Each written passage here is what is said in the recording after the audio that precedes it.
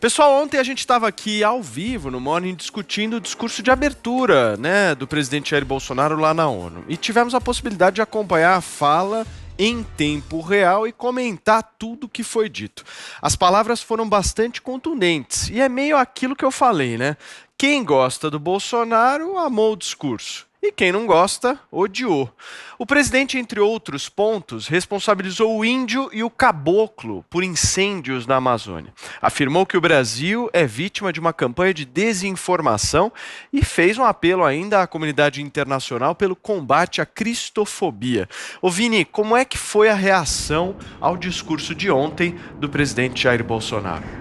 Olha, Paulo, foram as reações mais diversas e que comprovam justamente essa tua previsão arriscada sobre o discurso do presidente Jair Bolsonaro. Muita gente que gosta do presidente Jair Bolsonaro concordou, achou lindo, maravilhoso, grande estadista, e quem não gosta do presidente Jair Bolsonaro disse que ele mentiu, que ele inventou, que ele negou, entre outras acusações. E eu trouxe aqui alguns tweets para ilustrar isso, Paulo Matias. É como se alguém viesse de outro planeta, desembarcasse aqui no Brasil, lesse esses tweets e falasse quem tem razão. Então vamos ver alguns desses tweets, por exemplo, como do ex-presidente Lula. Vamos começar por ele, que disse o seguinte, abre aspas, as únicas palavras sensatas do discurso de Jair Bolsonaro hoje na ONU foram as primeiras. O mundo precisa mesmo conhecer a verdade.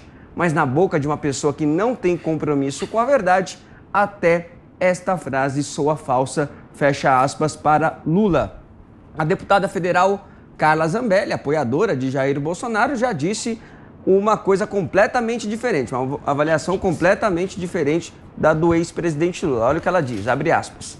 Quem aqui, como eu, sonhou com um presidente da República que defendesse tanto o nosso país e a nossa soberania? Sonho realizado com sucesso. Parabéns e obrigada, Jair Bolsonaro. Abaixo.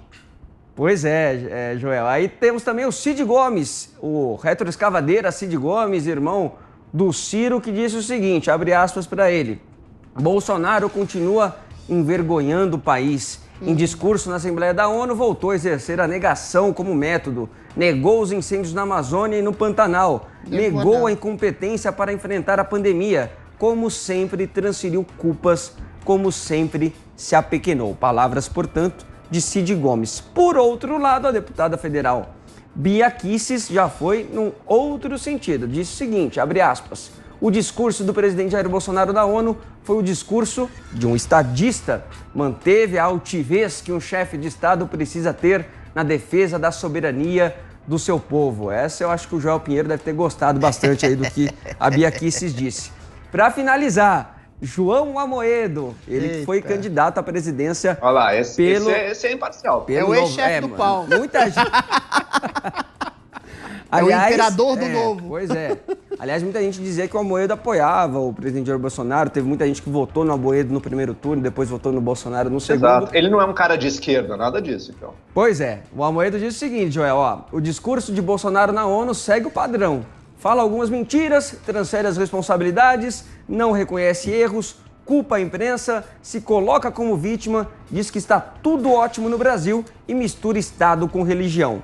Em resumo, desinforma e prejudica a imagem do país. E para finalizar, o Joel ama de paixão também, ex-ministro da Educação Abraham Van Traub, que está lá agora no Banco Mundial, disse o seguinte... Parabéns ao presidente Jair Bolsonaro pelo discurso alinhado aos valores brasileiros, como a defesa da soberania nacional, a busca da verdade e a proteção a grupos perseguidos atualmente, como os cristãos. E aí, Paulo Matias, estamos no mesmo país? Vimos o mesmo discurso ou não?